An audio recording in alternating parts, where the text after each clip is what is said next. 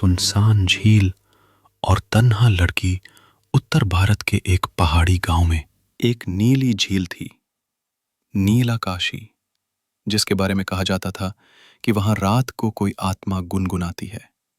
17 वर्षीय जारा उस गांव की अनोखी लड़की थी, कम बोलने वाली, किताबों और प्रकृति में खोई रहने वाली।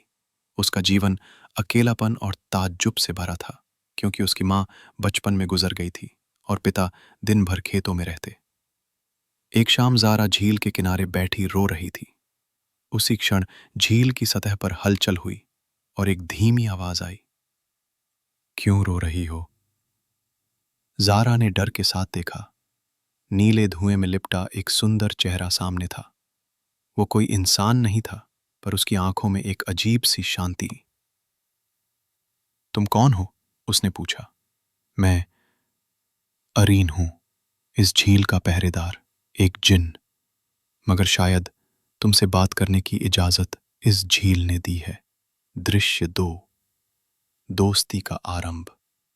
जारा डरती नहीं थी, बल्कि उत्सुक हो गई। अगले दिन वो फिर आई, और फिर अगला दिन। धीरे धीरे जारा और अरीन में दोस्ती गहराने लगी। अरीन हर रात झील की सतह से ऊपर आता। वो उसे आसमान की कहानियां सुनाता, रेगिस्तानों के रहस्य और अपने लंबे कैदियों जैसे जीवन की बात करता। जारा को लगता जैसे वो उसके दिल की आवाज सुनता था, बिना कुछ कहे ही। एक रात जारा बोली, तुम जिन हो, पर फिर भी इतने इंसान लगते हो। अरीन मुस्कुराया, और तुम इंसान होकर बाकी सबसे अलग लगती हो। दृश्य 3, प्यार का इजहार। एक दिन जारा ने पूछा, क्या तुमने कभी किसी को चाहा? अरीन ने कुछ देर चुप रहकर कहा, हजारों सालों से इस दुनिया को देखा है, पर पहली बार किसी की आंखों में अपना अक्स देखा है। तुम्हें देखता हूं तो लगता है मैं भी जी सकता हूं। जारा की आंखों में आंसू थे। मैं भी तुम्हें हर दिन याद करती हूं आरिन। उस दिन दोनों ने बिना छुए एक दूसरे को स्वीकार कर लिया। लेकिन आरिन ने चेताया, मैं इस दुनिया का हिस्सा नहीं हूं, मेरे साथ रहना आसान नहीं होगा। जिन्नों को मोहब्बत की इजाजत नहीं। दृश्य 4, बंधन की परीक्षा। उनकी मुलाकातें अब गांव में चर्चा बनने लगी थीं।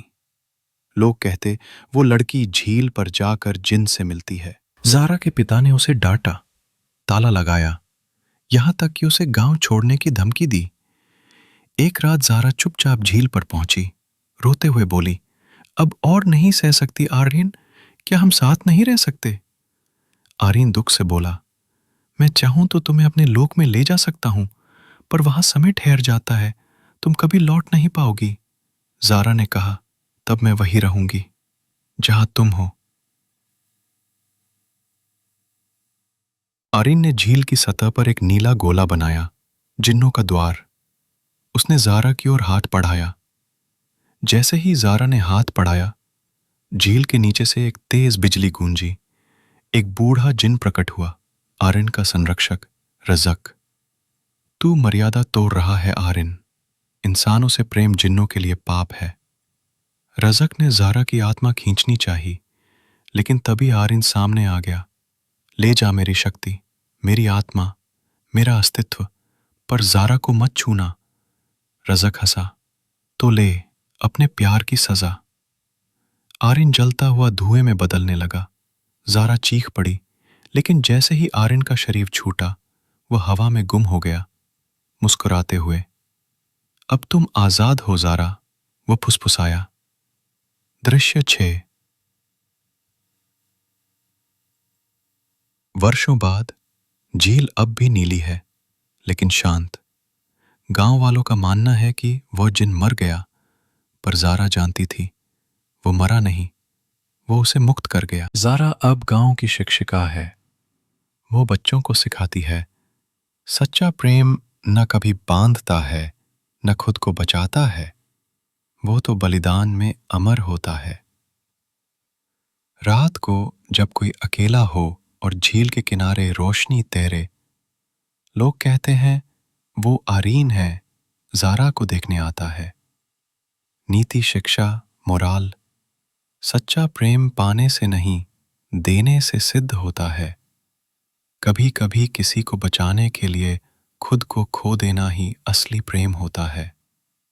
अगर आपको हमारा वीडियो अच्छा लगा तो लाइक, सब्सक्राइब और शेयर करें।